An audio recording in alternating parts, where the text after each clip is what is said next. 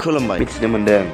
मख'जाथावदि गासै 1179 केडारफोरा गावखौ गथायबाय होनना मिथिनो मोन्दों।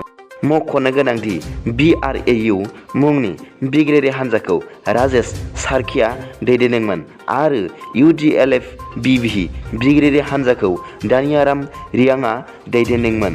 बिथांमोनहा आसाम सरकारनियाव गासै 350 हाथियार गथायबाय आरो बेफोरनि गेजेराव 18 AK-47 M16 400 बेरफ्रुग्रा मुवाफोरखौ गथायबाय होनना मिथिनो मोन्दों। नैथि रादाबाव दं ट्राकनिफ्राय बस्थानै गिहु खावनानै सासे सिखावआ हमजादों। मिथिनो मोननाय बादिब्ला बे जाथाया पान्जाबनि मुक्तिसार जिल्लायाव जादों।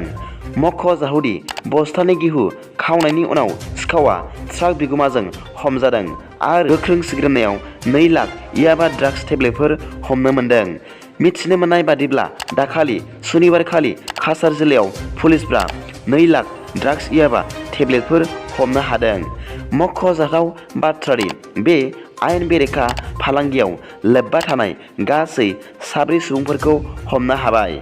बे याबा ड्राग्स टेब्लेटफोरनि बेसेना 50 कौटि रां जागौमोन होनना मिथिनो मोन्दों। ब्रैथि रादाबाव दं मैया गुजरातनि गिबि मन्थ्रि हिसाबै भुपेन्द्र पेटेल बिथाङा समायखिरा लाबाय होनना मिथिनो मोन्दों। मख'नो गोनां बाथ्रादि बिथाङा BJP राजखान्थि हान्जानिफ्राय बावैसो नैथि खेबनि थाखाय बिसायख'थियाव देरहानो हानाय बिजाथि। दिनैनि फुंबिलिनि मोननैसो रादाबफोरा दा बेखिनिल'मोन।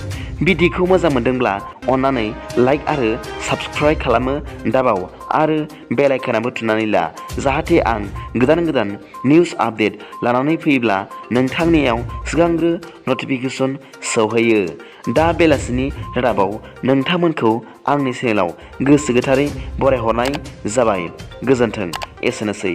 जै बर' हारिनि जै।